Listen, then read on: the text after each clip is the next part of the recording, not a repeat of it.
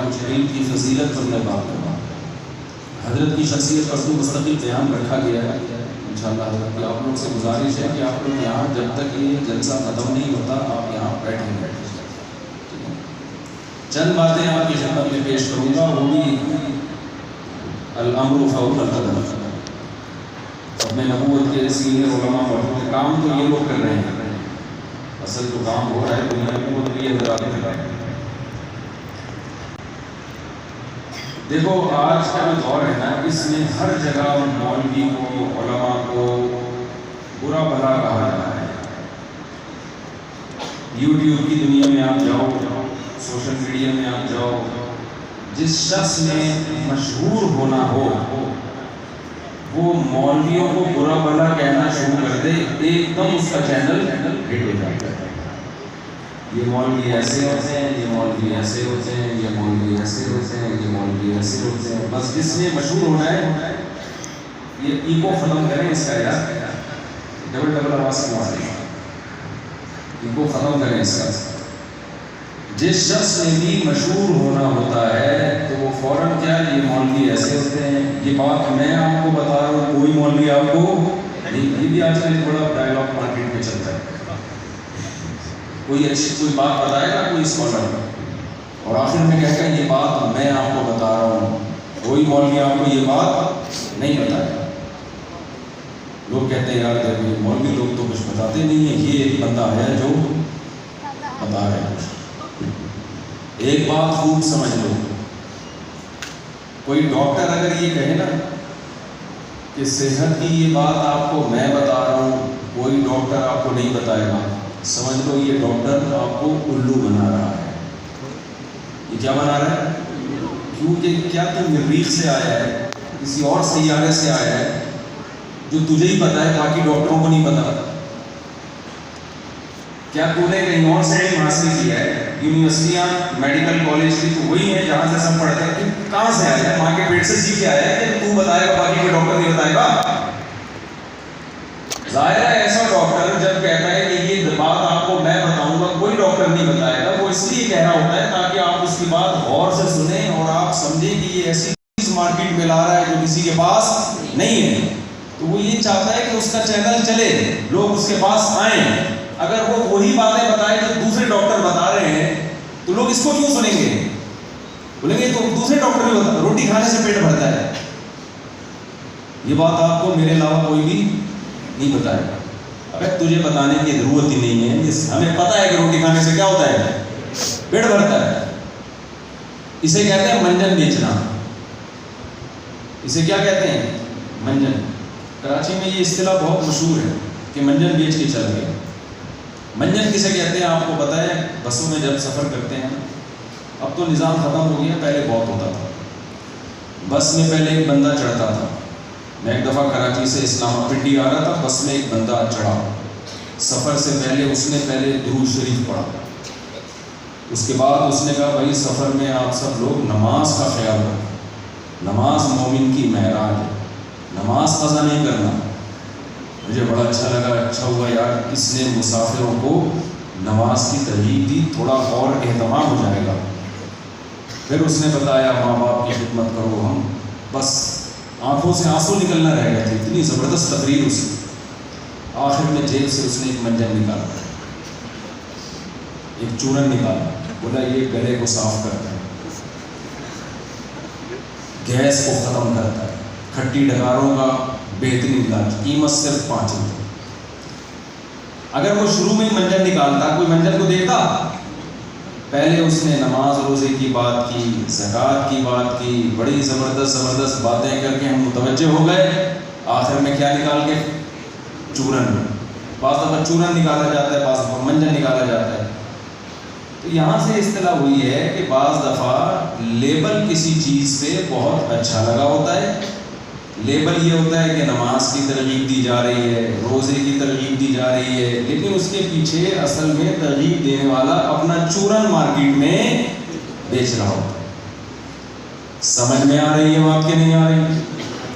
بعض دفعہ یہ بھی ہوتا ہے کہ آپ اپنا چورن بیچنے کے لیے دوسرے کی چورن کی دکانیں پہلے بند کرنا چاہتے ہو.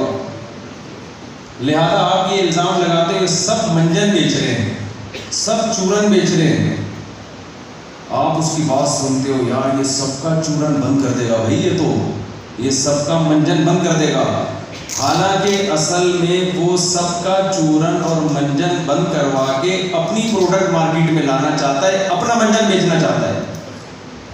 نہیں آ رہی میرا خیال ہے بات سمجھ میں؟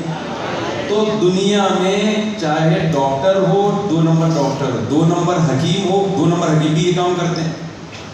2 نمبر حکیم کیا کرے گا؟ یہ سارے حکیم 2 نمبر ہیں، یہ لوگوں کو صحیح علاج نہیں کرتے۔ میرے پاس جو علاج ہے وہ کیا ہے؟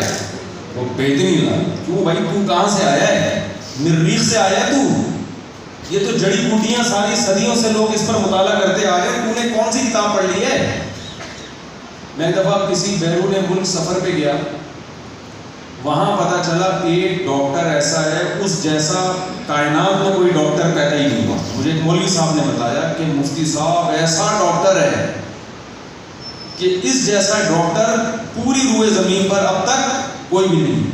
مجھے اسی وقت اندازہ ہو گیا کہ اس نے ان مولانا صاحب کو بیوقوف بنا دیا۔ یہ کون سا ڈاکٹر ہے جو اس کائنات میں اس جیسا کوئی ڈاکٹر نہیں ہو؟ اس کو کیا جبریل نے تیار کیا ہے کیا؟ جس فیکٹری میں ڈاکٹر بنتے ہیں تو یہ بھی تو وہیں سے بن کے آیا ہوگا نا۔ پھر اس ڈاکٹر کی میں نے تقریر سنی، اس نے کہا کہ میں چونکہ حق بیان کرتا ہوں میڈیکل سائنس میں چونکہ صحیح بات کرتا ہوں، اس لیے مجھ پہ دبئی پہ بھی پابندی لگا دی، انڈیا میں بھی مجھ پہ پابندی لگا دی حق بولنے کی وجہ سے۔ بھائی تو نے حق بولنے کی وجہ سے پابندی نہیں لگی ہے، تو وہ بات کر رہا ہے جو کوئی ڈاکٹر بھی نہیں مانتا، اس لیے تجھ پہ پابندیاں لگ رہی ہیں، اور لوگ اسی پابندیوں کو سمجھ رہے ہیں اس کی فضیلت کی دلیل ہے۔ تو خوب سمجھ لو، جیسے دوسرے ڈاکٹروں کو برا بھلا کہہ کے ڈاکٹر اپنا منجن بیچتا ہے، دوسرے حکیموں کو برا بھلا کہہ کے جعلی حکیم اپنا منجن بیچتا ہے۔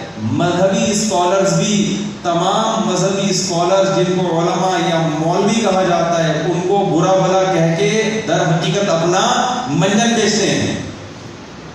سمجھ میں آ رہی بات کہ نہیں آ رہی؟ اب میں آپ کو بتاتا ہوں کہ ہم علماء دیوبند کے قائل کیوں ہیں، ہم کیوں علماء دیوبند کے خلاف سنتے نہیں ہیں۔ کسی شخص یا فرد واحد پر اعتراض ہو سکتا ہے، کوئی انسان دنیا میں دودھ کا دھلا ہوا نہیں ہوتا۔ میری ذات پہ اعتراض ہو سکتا ہے، کسی بزرگ پہ اعتراض ہو سکتا ہے، 100% درست دنیا میں کوئی نہیں ہے۔ لیکن اگر آپ یہ کہو گے کہ علماء برے ہوتے ہیں، مولوی 2 نمبر ہوتے ہیں، اس کا مطلب آپ العلماء ورثۃ الانبیاء، صحیح حدیث نبی صلی اللہ علیہ وسلم نے فرمایا علماء انبیاء کے وارث ہیں، آپ اس حدیث کا انکار کر رہے ہو۔ پیغمبر تو کیا فرما رہے ہیں؟ دیکھو ختم نبوت کا عقیدہ حضرت نے بھی بیان کیا نا۔ ختم نبوت کا مطلب کیا؟ نبی صلی اللہ علیہ وسلم کے بعد کوئی پیغمبر نہیں آئے گا۔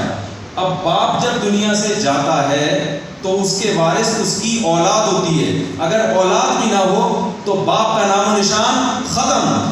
اللہ نے پیغمبروں کے سلسلے کو ختم کیا تو پیغمبروں کے بعد اللہ نے اس امت میں علماء کے سلسلے کو جاری کیا، تاکہ پیغمبروں کی جو وراثت ہے علم وہ قیامت تک چلتی رہے۔ تو وہ وراثت علماء کے پاس ہوتی ہے، پروفیسروں، ڈاکٹروں، انجینئروں کے پاس نہیں ہوتی وہ وراثت۔ سمجھ میں آ رہی ہے بات کہ نہیں آ رہی؟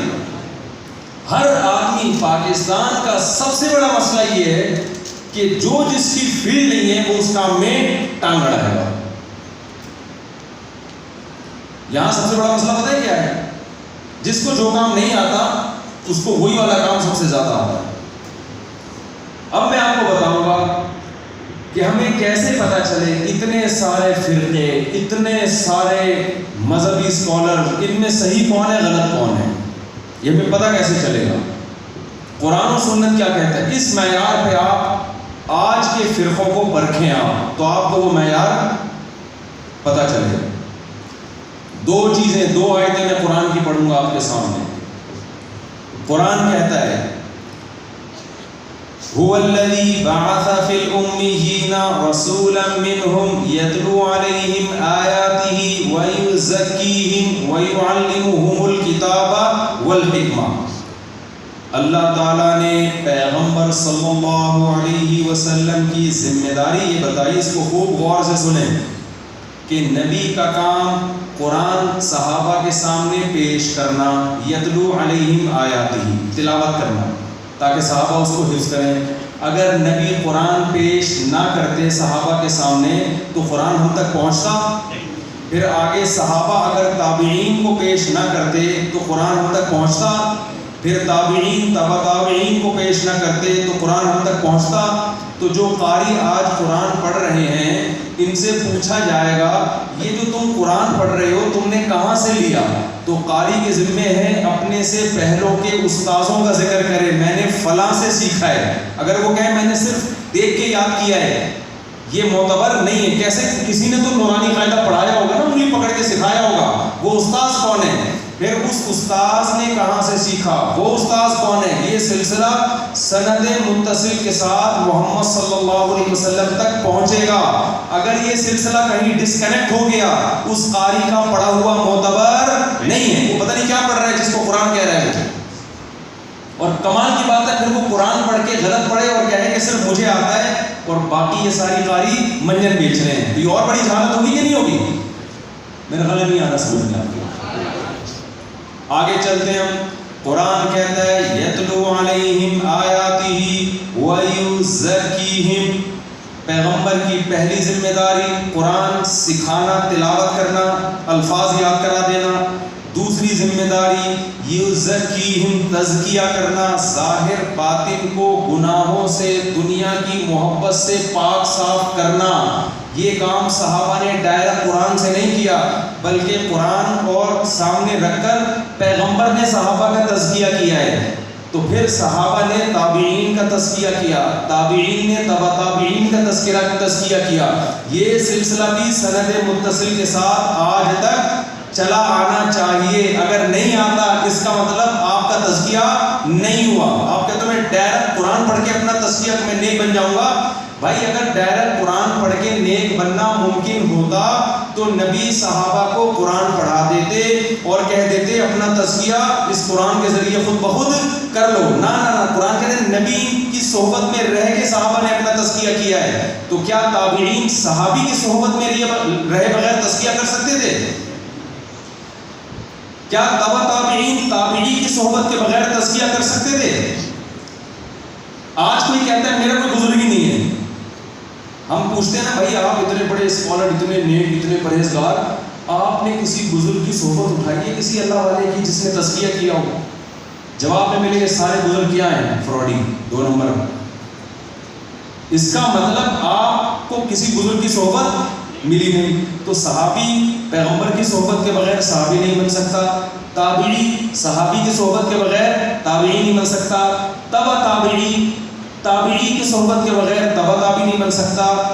جتنے بڑے اکابر بزرگ دنیا سے گزرے انہوں نے اپنے سے پہلے کسی بزرگ کی صحبت اٹھائی ہے، وہ اس بزرگ کی صحبت کے بغیر بزرگ نہیں بن سکتے۔ لیکن آپ کو آج مارکیٹ میں ہول سیل کے حساب سے ایسے مذہبی اسکالرز نظر آئیں گے جنہوں نے بزرگوں کی صحبت اٹھانا تو دور کی بات، بزرگ ہی کو مارکیٹ سے کیا کر دیا ہے؟ شارٹ کر دیا کہ بزرگ ہے ہی نہیں۔ کھوپڑی میں بات نہیں آ رہی میرا خیال۔ یہ دوسری شرط ہے کہ آپ کا جو تصوف جس کو ہم تزکیہ کہتے ہیں، جو قرآن و سنت کی اصطلاح میں، یہ سلسلہ بھی سند متصل کے ساتھ کہاں تک ہونا چاہیے؟ صحابہ تک۔ قاری، یہ ٹھیک ہے قاریوں کو اپنے استاذ کا بعض دفعہ نام یاد نہیں ہوتا، استاذ کے استاذ کا نام یاد نہیں ہوتا، لیکن استاذ ہوتا تو ہے نا۔ ابے دیکھو مجھے اپنے ابا کا نام بھی یاد ہے، دادا کا بھی یاد ہے، پردادا کا بھی یاد ہے، پردادا کے ابا کا بھی یاد ہے، آگے مجھے نہیں پتا۔ اس کا کیا مطلب؟ آگے میرے ابا ہی نہیں تھے کیا؟ تھے بھائی، یاد نہیں لیکن تھے۔ کہاں تک؟ آدم علیہ السلام تک ابا کا ہونا ضروری۔ بیچ میں ایک ابا بھی مارکیٹ سے شارٹ ہوا، آپ کا نسب کیا ہو گیا؟ خراب۔ نہیں آ رہی بات؟ اب کوئی مجھ سے پوچھے مفتی صاحب آپ کے ابا کا نام؟ مجھے پتہ ہی نہیں یار میرے ابا کا نام۔ بھائی مفتی صاحب آپ کو تو ہم حلالی سمجھتے ہیں، ابا کا نام بتاؤ۔ کہ یار بھول گیا۔ چلو دادا کا بھی یاد نہیں، پردادا کا بھی یاد نہیں۔ بھائی کوئی کاغذ ہوگا اس پہ دے، اماں سے پوچھ کے بتا دو۔ اماں سے پوچھا، اماں کہہ رہی ہے پتہ نہیں بیٹا تیرے ابا کا نام ہی بھول گئی ہوں۔ ابے خاندان میں پوچھ لو، قبر پہ جا کے کتبہ دیکھ لو۔ اور پھر جب زیادہ اصرار کیا تو میں کہتا ہوں میرے ابا کا نام نوح علیہ السلام۔ نوح علیہ السلام تو سب کے باپ ہیں کہ نہیں ہیں؟ میں جواب میں کہتا ہوں میرے ابا کا نام کیا ہے؟ نوح علیہ السلام۔ اگلا بولے گا ڈائریکٹ نوح علیہ السلام سے تو کیا کیسے پیدا ہو گیا بھائی؟ ڈائریکٹ کیسے پیدا ہو گیا نوح علیہ السلام؟ نوح علیہ السلام اور آدم علیہ السلام تو سب کے ابا ہیں، لیکن ڈائریکٹ کیسے ہیں؟ ان کے بیچ میں بھی تو وہی ہوگا۔ آج جب ہم لوگوں سے ان مذہبی اسکالر سے پوچھتے ہیں جن کے نہ کوئی بزرگ ہیں، نہ کوئی دادا بزرگ، نہ پردادا بزرگ، نہ پردادا کے ابا بزرگ، کوئی بزرگ، ہم کہتے ہیں یار تم بزرگ لیس کیسے ہو گئے؟ تو کہتے ہیں میرے بزرگ امام بخاری، میرے بزرگ امام مسلم۔ تو یہ ایسا ہی ہے جیسے میرے ابا نوح علیہ السلام، میرے ابا ابراہیم علیہ السلام۔ تو اب ڈائریکٹ ابراہیم سے کیسے پیدا ہو گیا؟ تو ڈائریکٹ امام بخاری سے تو کیسے پیدا ہو گیا؟ جیسے جسمانی نسب ضروری ہے، یاد رکھو اہل حق کی فہرست میں شامل ہونے کے لیے روحانی نسب بھی ضروری ہے۔ جس کا روحانی نسب نہ ہو وہ علم کے لحاظ سے حلالی نہیں ہوتا۔ نہیں آئی میرا خیال ہے، وہ علم کے لحاظ سے کیا ہے؟ اس کا علم معتبر نہیں ہے۔ تو پیغمبر کی دوسری ذمہ داری، پہلی ذمہ داری یتلو علیہم آیاتہ، دوسری ذمہ داری یزکیہم، تیسری ذمہ داری وَيُعَلِّمُهُمُ الْكِتَابَ۔ بہت اہم آیت ہے۔ قرآن نے پہلے کہہ دیا نبی کتاب پڑھائیں گے بھی، تلاوت کریں گے، دیں گے۔ اس کے بعد قرآن کہہ رہا ہے آگے نبی کی ذمہ داری کتاب ان کو سکھائیں گے بھی۔ کتاب پڑھنا یہ قاریوں کا کام ہے، اس میں بھی ہم استاذ قاری کے محتاج ہیں۔ جب تک استاذ نہ ہو آپ قرآن نہیں پڑھ سکتے۔ آگے قرآن سمجھنے کے لیے قرآن نے کہا یعلمہم، سمجھائے گا کون؟ پیغمبر۔ صحابہ کی زبان میں قرآن نازل ہوا، وہ عربی جانتے تھے، اس کے باوجود قرآن کہہ رہے ہیں ان کی خود سمجھ میں نہیں آئے گا، ان کو کون سمجھائے گا؟ پیغمبر۔ اب آپ بتاؤ کوئی تابعی یہ کہہ سکتا تھا کسی صحابی سے، عبداللہ بن مسعود سے، کہ آپ مجھے قرآن سمجھانے کی کوشش نہ کریں، میں خود قرآن سمجھوں گا اور میں خود فیصلہ کروں گا صحیح کیا ہے اور غلط کیا ہے؟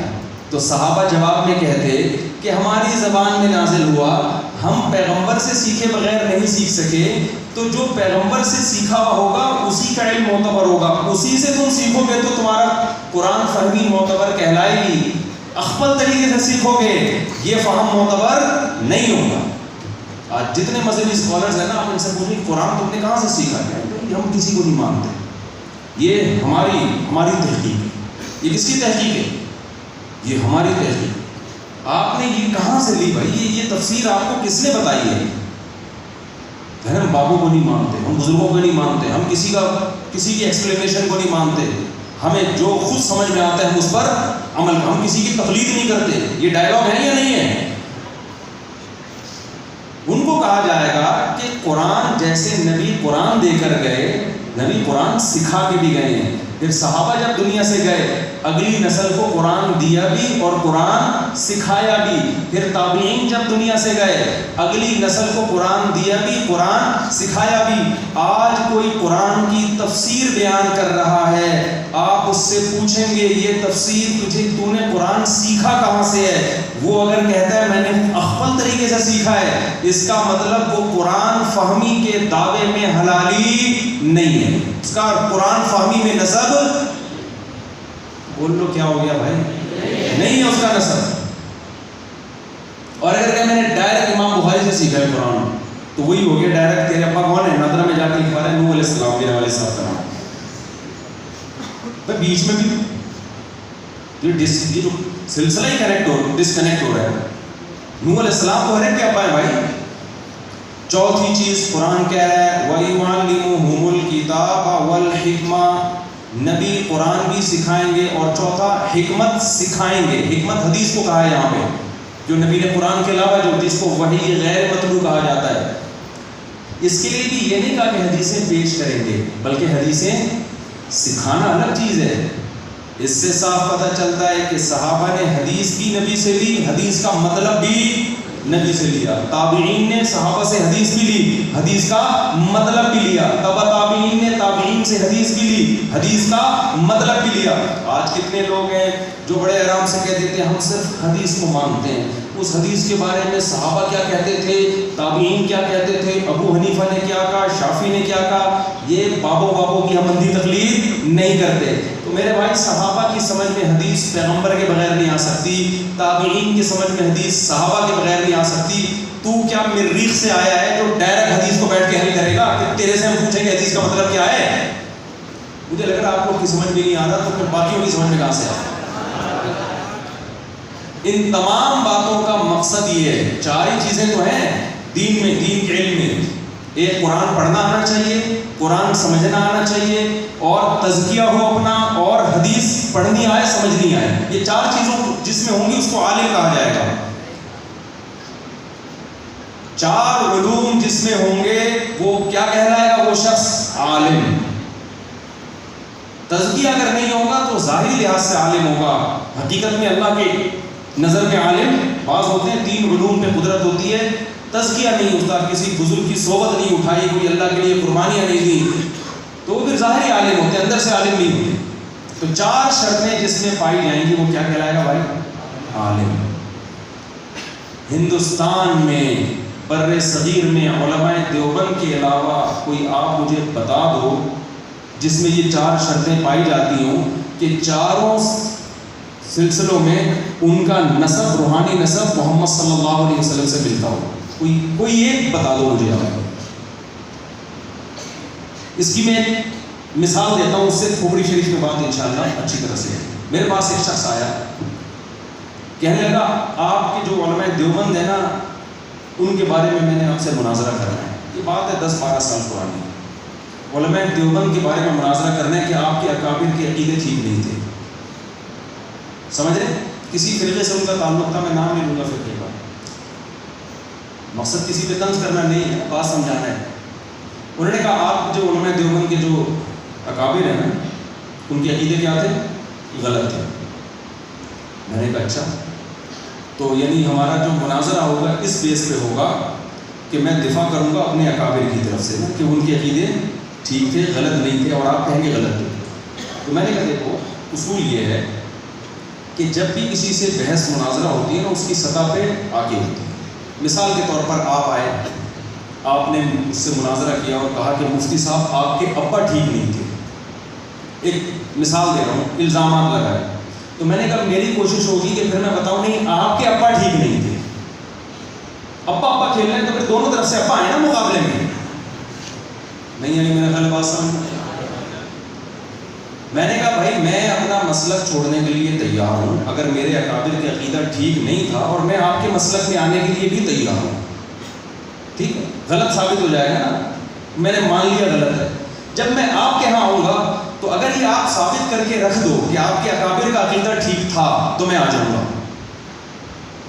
نہیں یہی بات سمجھ، دیکھو دوبارہ آسان کر کے سمجھاتا ہوں۔ ایک شخص آیا، مفتی صاحب آپ کے ابا ٹھیک نہیں ہیں، میں کہوں گا یار میں تو ابا جیسے بھی ہیں میں تو انہیں کے ساتھ ہوں، ہم لوگ کے ابا ہوتے ہیں، مجبوری ہے، انگریزوں کے یہاں ابا مارکیٹ سے کیا ہو گئے ہیں، شارٹ ہو گئے ہیں، ہم لوگ حلالی لوگ ہیں، ابا ہم لوگ جیسے بھی ہوں، اچھے ہوں برے ہوں، ہوتے ہیں، کچھ صحیح بھی ہوتے ہیں، کچھ اباؤں کی کچھ خطائیں، تو ہمارے اکابر بھی ہم نے کب کہا کہ کوئی ان سے غلطی ہوئی نہیں ہے، لیکن اب ان اکابر کا دامن چھوڑ دیں تو ہم تو اکابر لیس ہو جائیں گے بھائی، اکابر فری ہو جائیں گے، یہ تو نسب بھی ہمارے کیا ہو جائے گا، خلل۔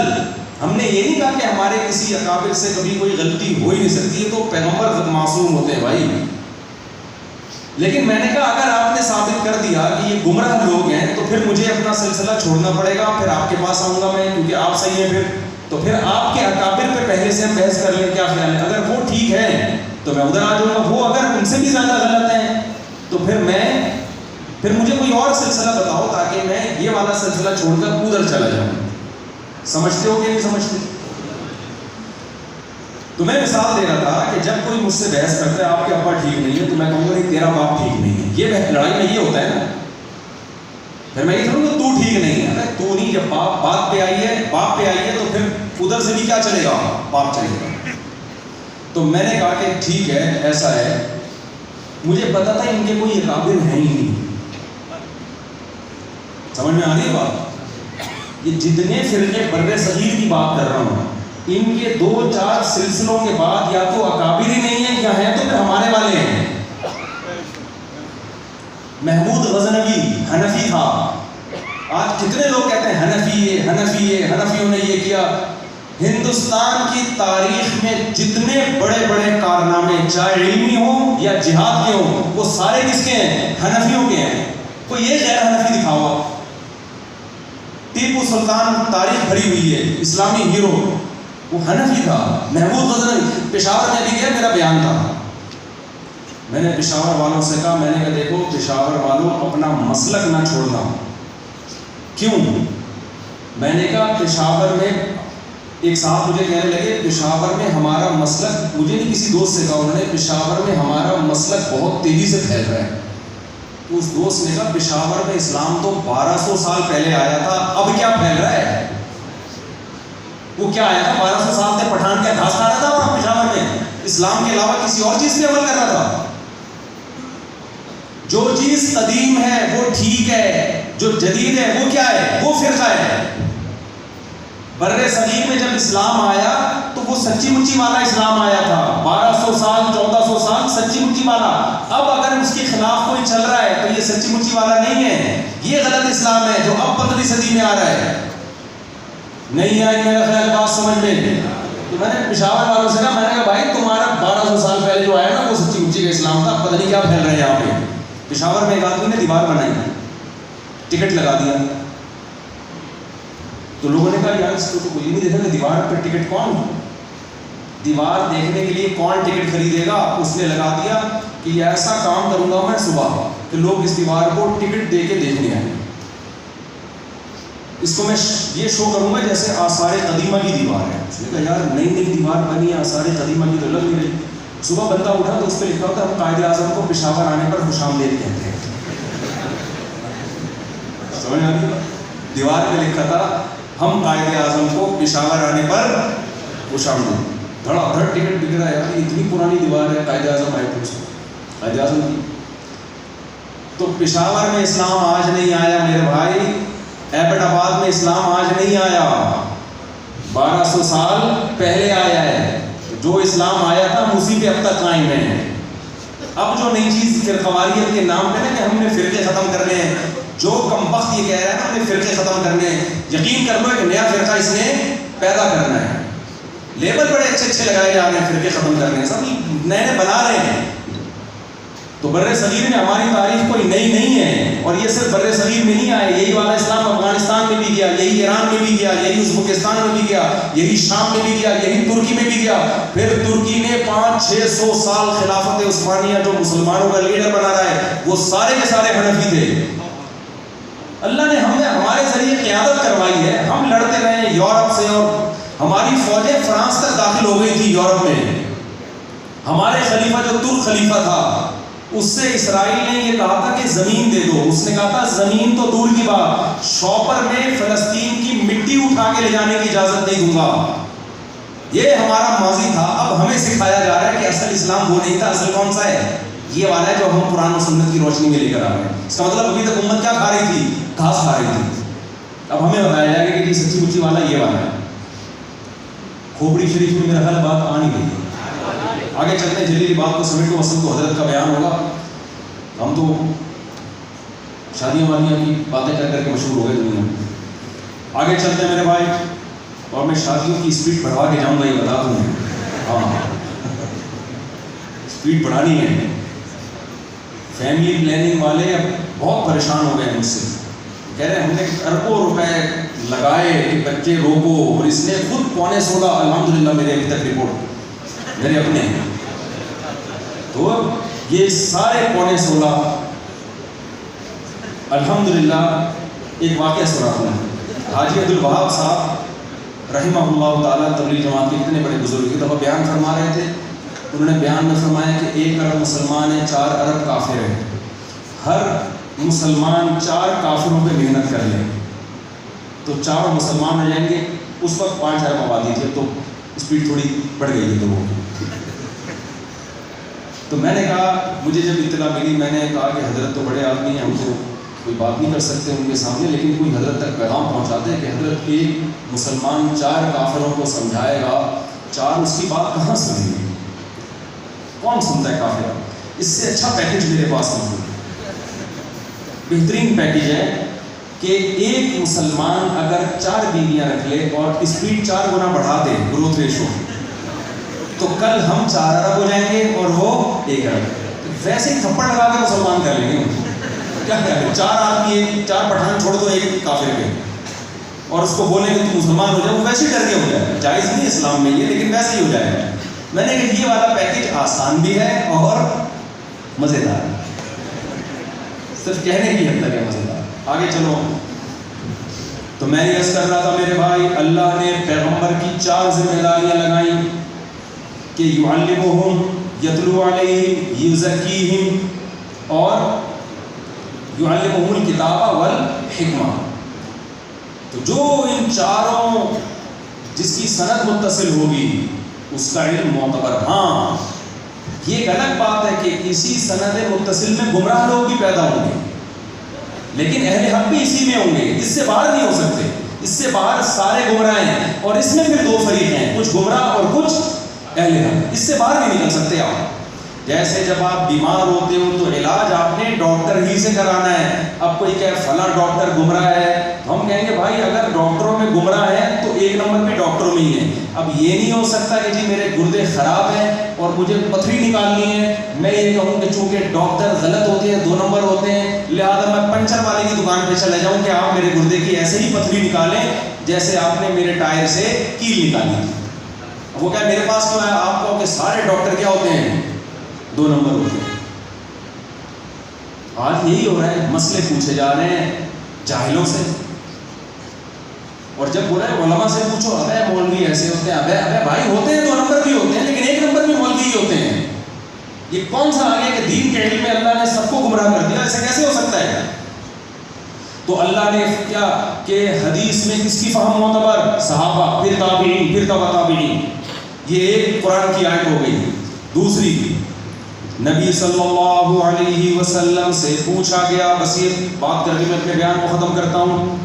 آپ صلی اللہ علیہ وسلم نے فرمایا میری امت 73 فرقوں میں بٹے گی، جن میں 1 جنتی اور 72 جہنمی۔ صحابہ نے کتنا بڑا احسان کیا، فوراً پوچھ لیا یا رسول اللہ وہ 1 جنتی کون سا ہوگا؟ اگر پیغمبر صلی اللہ علیہ وسلم فرما دیتے کہ وہ جنتی دیوبندی ہوگا تو سب لوگ اپنا نام کیا رکھتے؟ دیوبندی۔ جتنی مسجدیں ہوتی سب کا نام کیا ہوتا؟ گرین چینل والے بھی وائٹ چینل ہو جاتے، جن کی ٹانگیں چوڑی ہیں ان کی پتلی ہو جاتی۔ اگر آپ صلی اللہ علیہ وسلم فرما دیتے اس فرقے کا نام اہل حدیث ہوگا تو ہم سب کی ٹانگیں کیا ہو جاتی؟ کیا خیال ہے؟ سارے وہ اسٹائل ہو جاتا ہمارا، جو گرین چینل والے ہیں ان کا بھی وہی اسٹائل۔ اگر آپ صلی اللہ علیہ وسلم فرما دیتے وہ 1 فرقہ بریلوی ہوگا تو میں ہرا ہرا نظر آ رہا ہوتا آپ کو، میری پگڑی بھی ہری ہوتی اور میری کرتا بھی شاید ہرا ہوتا، اور میں نے 1 تکیہ یہاں، 1 وہاں، 1 پیچھے، 1 یہاں، تکیے ہوتے میرے پاس، اور 2-3 چادریں ہوتی، اور میں بات بات پہ صلو علی الحبیب، ٹھیک ہے نا؟ یہی ہوتا ہے۔ ہمارے نبی نے احسان یہ کیا کہ علامت بتائی، نام کہ ناموں میں نہیں رکھا، علامت دیکھو، علامت دیکھو۔ ایک آدمی نے چینی کی بوری پہ چاول لکھا ہوا تھا، لوگوں نے پوچھا اس کے اندر ہے چینی؟ لکھا ہوا چاول ہے۔ اس نے کہا مکھیوں کو دھوکہ دینے کے لیے۔ کیا مکھی دھوکے میں آ جائے گی لیبل دیکھ کے؟ مکھی لیبل نہیں دیکھتی، اس کو چینی اور چاول کی خوشبو میں فرق معلوم ہے۔ ہمارے پیغمبر نے فرمایا کہ ناموں کو مت دیکھنا، بزبان حال میں حدیث کی تشریح کرتا ہوں، جو جنتی فرقہ ہوگا اس میں خوشبو آ رہی ہوگی۔ یہ جو میں ابھی علامت بیان کر رہا ہوں،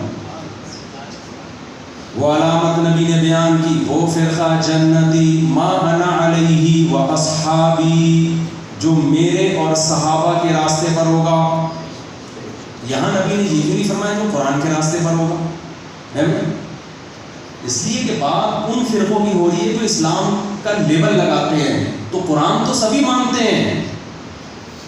اگر آپ فرما دیتے جو قرآن کو مانتا ہے تو غامدی صاحب کہتے ہیں میں تو قرآن پیش کرتا ہوں. کیا خیال ہے؟ ہر شخص کہتا میں آیتیں اس کی پیش کر رہا ہوں قرآن کی. ہر آدمی جو اوٹ پٹانگ بات کرنی ہوتی ہے ریفرنس کہاں سے لے آتا ہے؟ قرآن سے. تشریح اپنی اخبل طریقے سے کر رہا ہوتا ہے. ایک گاؤں میں نا ایک مولوی صاحب تھے, جاہل تھے بیچاروں کو آتا کچھ نہیں تھا. تو کسی کا انتقال ہو گیا تو اس نے آگے پوچھا جی مولوی صاحب وراثت کا مسئلہ پوچھنا ہے. تو اس کو آتا کچھ نہیں تھا. اس نے کہا یہ تو پھنس گیا میں پوری طریقے سے, میں بتاؤں گا مجھے نہیں آتا تو لوگ بولے تو آتا نہیں ہے تو ادھر مولوی کس کو لگا ہوا بھائی تو. تو جب اس نے وارثوں کی تفصیل پوچھی, ایک ماں ہے اور بچے ہیں, تو اس نے کہا ماں کا سب ہے, سارا حصہ کس کا ہے؟ ماں کا. لوگوں نے کہا حضرت کوئی دلیل کوئی آیت؟ اس نے کہا دیکھو تبت یدا ابی لہب وتب ما اغنی عنہ مالہ وما کسب ما اغنی عنہ مالہ وما کسب. اس نے کہا قرآن کہہ رہا ہے ماں کا سب ہے. 30واں پارہ سورہ لہب آیت نمبر 2. آج کے اسکالر یہ حماقتیں کر رہے ہیں. عوام یہ تو ایک لطیفہ ہے نا اس لیے آپ کو ہنسی آ رہی ہے, لیکن حقیقت یہ کہ ایسی حماقتیں ہو رہی ہیں. آج ترجمہ نہیں آتا ان اسکالرس کو, ترجمہ غلط کر رہے ہوتے ہیں. عوام کے لیے ریفرنس دے رہا ہے بھائی. ابے ریفرنس کے بعد کیا کر رہا ہے وہ؟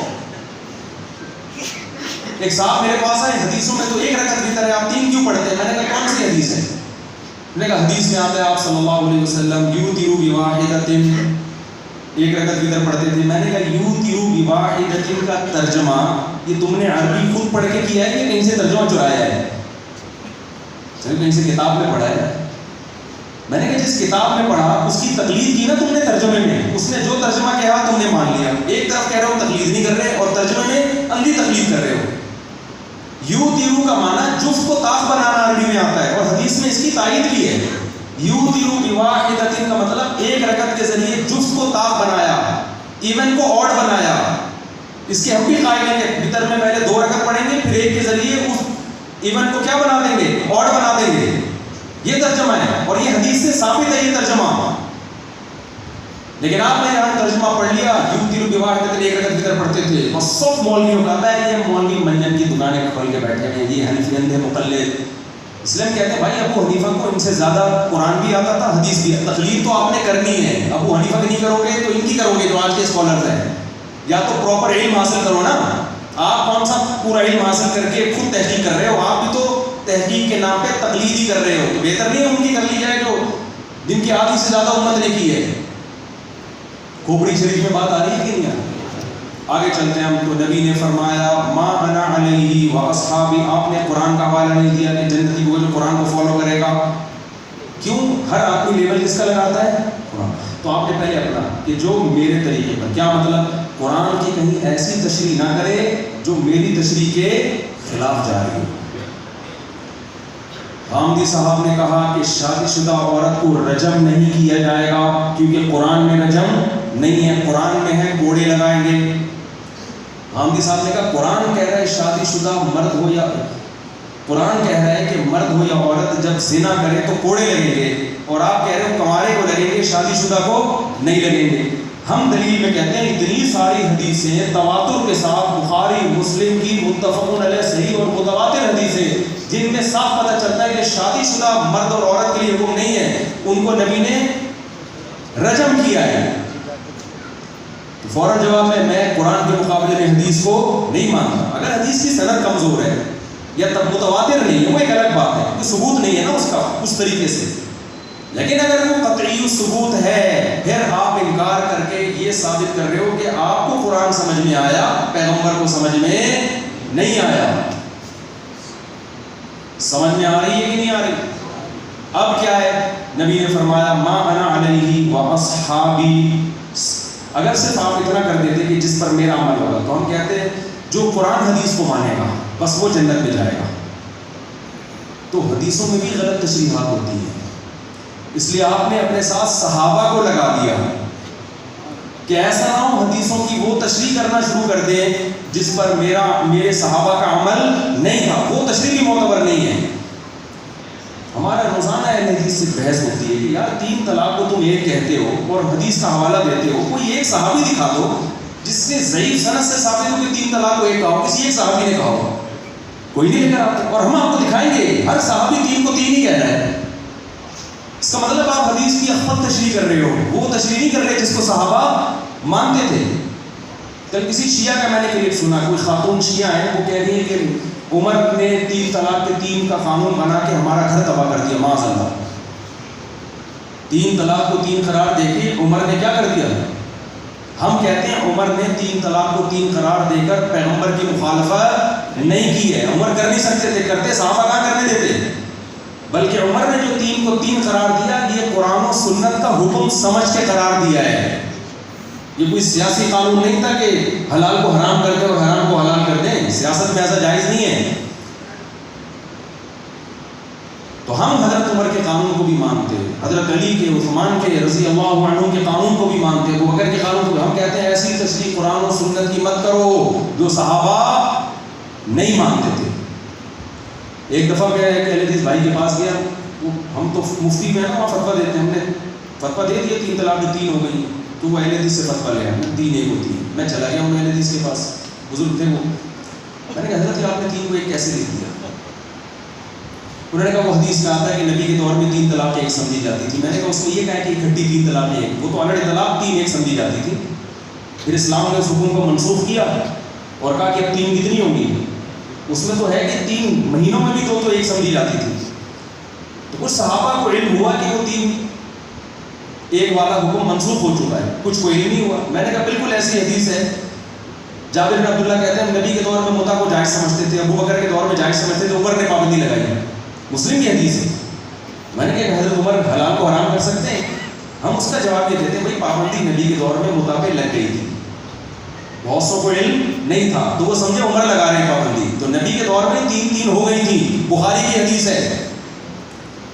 جب میں نے اتنا سمجھایا ان کی سمجھ میں نہیں آیا، تو انہوں نے کہا، میں نے کہا اچھا کہ اس حدیث کے راوی عبداللہ بن عباس ہیں جو کہتے ہیں نبی کے دور میں 3 1 ہوتی تھی۔ عبداللہ بن عباس کا فتویٰ صحیح سند کے ساتھ ابو داؤد میں موجود ہے، بخاری کی شرط پر ہے وہ سند، کہ عبداللہ بن عباس نے اکٹھی 3 کو 3 قرار دیا ہے۔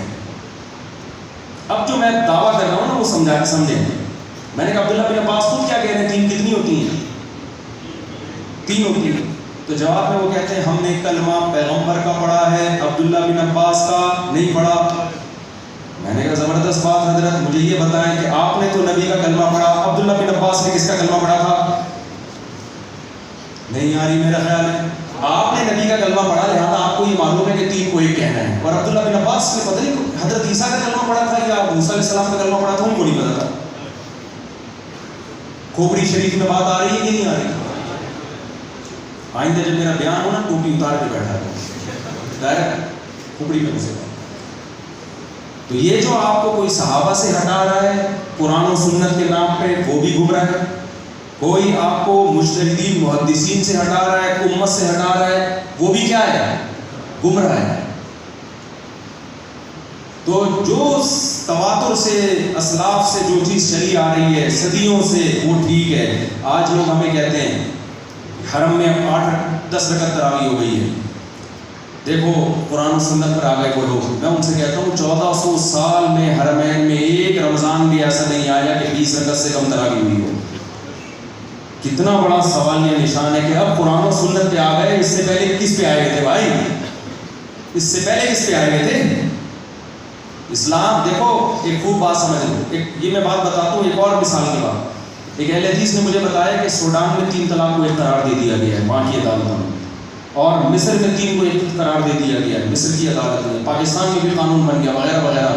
اب یہ مولویوں میں اتنا جمود ہے۔ میں نے کہا مصر میں اسلام حضرت عمر کے دور میں آیا ہے، اس وقت سے 3 تھیں، اب قانون کیا ہو گیا؟ 3 کو کیا کر دیا؟ 1۔ یا تو وہ والا اسلام غلط ہے یا یہ والا غلط ہے۔ اس کو غلط کہنا آسان ہے، مصر میں جو 1400 سال سے ہو رہا ہے میرے بھائی، اس کو غلط کہنا بہت مشکل۔ اور عمر کے قانون کو نہیں مان رہے، مصر کی موجودہ گورنمنٹ کے قانون کو مان رہے ہیں۔ سوڈان کی موجودہ گورنمنٹ کو مان رہے ہیں. سوڈان میں اسلام تو 1300-1400 سال پہلے آیا تھا. یہ میرا ایک لفظ یاد رکھنا. دیکھو میڈیکل سائنس میں یا طب میں قدیم تحقیق اور جدید تحقیق میں ٹکراؤ ہوگا تو جدید تحقیق کو مانا جائے گا, قدیم تحقیق کو رد کر دیا جائے گا. یہ آخری بات کر کے بیان ختم کرتا ہوں. جدید کو مانا جائے گا, قدیم کو رد, کیونکہ میڈیکل سائنس روز بروز ترقی کر رہی ہے. جتنی جدید تحقیق ہوگی قابل عمل. مذہب 1400 سال پرانا ہے, اس میں جتنی قدیم تحقیق ہوگی وہ معتبر ہوگی, جتنی جدید تحقیقات آ رہی ہیں وہ گمراہی کا دروازہ کھول رہی ہیں. کھوپڑی شریف میں بات آ رہی ہے کہ نہیں آ رہی؟ قدیم تحقیق میں جب جاؤ گے تمام فقہا متفق ہیں کہ عورت سمٹ کے نماز پڑھے. ایک فتویٰ بھی ہمیں نہیں ملتا کہ عورت مردوں کی طرح نماز پڑھے. حتیٰ کہ قدیم اہل حدیث کی جو 150-200 سال پرانے ہیں ان کے فتووں میں بھی یہ کہ عورت سمٹ کے نماز پڑھے. اب جدید تحقیق یہ کہ عورت مردوں کی طرح نماز پڑھے گی. تو کون سی صحیح ہے, جدید ہے یا قدیم صحیح ہے؟ قدیم صحیح ہے میرے بھائی. قدیم تحقیق ہے کہ تراویح 20 رکعت ہوتی ہے. 1400 سال سے یہ قدیم تحقیق چلی آ رہی ہے. اب جدید کیا ہے؟ 8 ہے, کوئی 20 ہے, کوئی 12, کوئی مختلف رپورٹیں. تو یہ سب چونکہ ہم ثابت النسب ہیں تو ہم نے قدیم سے ہمارا تعلق بولو رہے گا. کھوپڑی شریف میرا خیال ہے بات آ گئی. اللہ تعالیٰ سے دعا ہے کہ اللہ ہمارے مدرسوں کی حفاظت کرے. اور یہ جو مولوی اگر مارکیٹ سے شارٹ ہو گیا نا تو ابا مارکیٹ سے شارٹ ہو جائے گا. یہ جائے دیکھو جلدی سے بات 2 منٹ میں سمیٹ کے ختم کرتا ہوں. دیکھو لوگ کہتے ہیں مولوی کی ہماری سوسائٹی میں ضرور. میں 1 نمبر مولوی کی بات کروں, 2 نمبر بھی ہیں. ایسا نہیں ہے کہ سارے مولانا دور سے دھلے ہوئے ہوتے ہیں. مولانا میں بھی ہر طرح کے لوگ پگڑی میں نہیں بس مولانا کہلانے شروع ہو گئے. ہر طرح کے لوگ ہر فیلڈ میں ہوتے ہیں. اگر آپ نے مدارس کی حفاظت نہیں کی اور مذہب آہستہ آہستہ ہماری سوسائٹی سے ختم ہو گیا تو گورے کے پاس سب کچھ ہے, مولانا مولوی نہیں. جس کا نتیجہ یہ نکلتا ہے کہ گورے کو یہ بتانے والے ڈاکٹر موجود ہیں کہ بیمار کیسے ہوتے ہو, ٹھیک کیسے ہوتے ہو, خلا میں سیارے کیسے چھوڑے جاتے ہیں. ابا اماں کے حقوق بتانے والا کوئی بھی نہیں. لہذا وہاں ایک صاحب مجھے, میں مشہور واقعہ ہے, ایک صاحب مجھے کہنے لگے مفتی صاحب میرا بچہ میڈیکل کالج میں پڑھتا ہے, مجھ سے تمیز سے بات نہیں کرتا. میں نے کہا میڈیکل کالج میں تمیز نام کا چیپٹر ہی نہیں. میڈیکل کالج میں ہے کہ ابا سے تمیز ممیز کوئی سے یہ سوال, یہ تو مذہب کا چیپٹر ہے بھائی, تو مولوی بتائے گا تمہیں, یہ پروفیسر تھوڑی بتائیں گے تمہیں. تو وہاں تو ہے ہی نہیں. انہوں نے نکاح اور زنا کا فرق ختم کر دیا گوروں نے. جب زنا ہوتا ہے تو خاندانی نظام تباہ ہوتا ہے, خاندانی نظام تباہ ہوتا ہے تو خالہ پھپھو چچا ماموں یہ سب مارکیٹ سے شارٹ. انگریزوں میں سب نہیں ہے, وہ انگریزی خالہ آئیں گے, چچی آئیں گے, کچھ بھی نہیں. پھر آہستہ آہستہ ابا کیا ہو گئے شارٹ. اب ان کے ابا کسی کے ہوتے ہیں کسی کے نہیں ہوتے. تو اگر علماء ہماری سوسائٹی سے ختم ہو گئے تو مارکیٹ سے ابا کیا ہو جائیں گے, شارٹ ہو جائیں گے. پھر کوئی ہے, اور جو ہوں گے وہ اولڈ ہاؤس میں ٹائم گزاریں گے. اللہ سے دعا ہے اللہ ہمارے مدارس کی حفاظت کرے اور ہم سب کو علماء کی, اہل علم کی قدر کی توفیق عطا فرمائے. آپ سب نے بیٹھے رہنا ہے, اپنی جگہ سے نہیں اٹھنا ہے. کوئی مسافے کے لیے آگے نہ بڑھے. حضرت کا بیان ہوگا, حضرت کو ہم نے بیچ سے اٹھایا, بہت بڑی بےادبی ہے. حضرت دوبارہ معذرت چاہتا ہوں میں. تو حضرت کا آپ نے پورا تمیز سے بیٹھ کے بیان سننا ہے, سمجھ رہے ہو, کیونکہ مجھے فلائٹ ہے میری, اس لیے میں بھاگ رہا ہوں. تو کوئی قریب نہ آئے, سمجھ رہے. السلام علیکم. ہول سیل کے حساب سے سب کو السلام علیکم.